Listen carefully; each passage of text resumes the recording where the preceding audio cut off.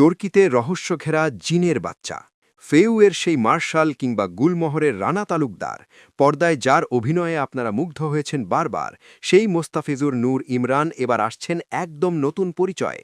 এবার আর ক্যামেরার সামনে নয়, তিনি দাঁড়িয়েছেন ক্যামেরার পেছনে। নির্মাতা হিসেবে তার প্রথম কাজ জিনের বাচ্চা নিয়ে আসছেন চরকিতে। নাম শুনেই নিশ্চয়ই চমকে গেলেন, জিনের বাচ্চা? আসলে কি আছে এই অদ্ভুত নামের আড়ালে? চলুন জেনে আসি। তোমার বাচ্চা হইব? কি পেটে ব্যথা? অভিনয় দিয়ে দর্শক মাতালেও ইমরানের ভেতরে সবসময় ছিল গল্প বলার এক অদম্য ক্ষুধা। তিনি একে বলছেন স্টোরি টেলিং ক্রেভিং।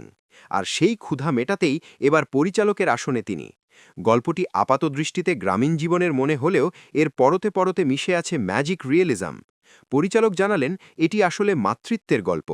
এক অদৃশ্য অস্বস্তি আর পিতৃতান্ত্রিক সমাজের যন্ত্রণাকে রূপক অর্থে তুলে ধরা হয়েছে এখানে। সমস্যা কি জমিনে নাকি বীজে? এই গল্পে কেন্দ্রীয় চরিত্রে দেখা যাবে জনপ্রিয় অভিনেত্রী মৌসুমী হামিদকে। তবে এখানে তিনি একদমই ভিন্ন।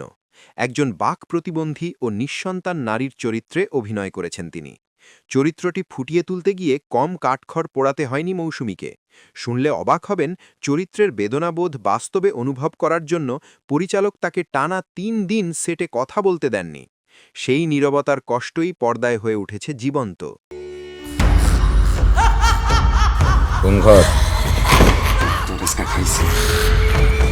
স্বাক্ষর কুণ্ডু দ্বীপের গল্প আর রাজীব হোসেনের চিত্রানট্যে এই কন্টেন্টে আরও অভিনয় করেছেন আজাদ আবুল কালাম, সরকার রৌনক রিপন সহ অনেকে। ট্রেলারে উঠে আসা গ্রাম বাংলার জিন তাড়ানোর কুসংস্কার আর এক নারীর নিঃসঙ্গ লড়াই, সব মিলিয়ে দর্শক এক ভিন্ন অভিজ্ঞতার মুখোমুখি হতে যাচ্ছে।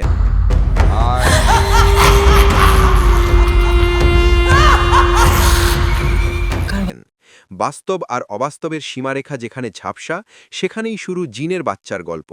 অভিনেতা ইমরান নির্মাতা হিসেবে কতটা সফল হলেন তা দেখার জন্য অপেক্ষা করতে হবে আর মাত্র কয়েক ঘণ্টা। 18 ফেব্রুয়ারি রাত 12টায়, অর্থাৎ 19 ফেব্রুয়ারির প্রথম প্রহরেই চরকিতে মুক্তি পাচ্ছে এই কন্টেন্টটি।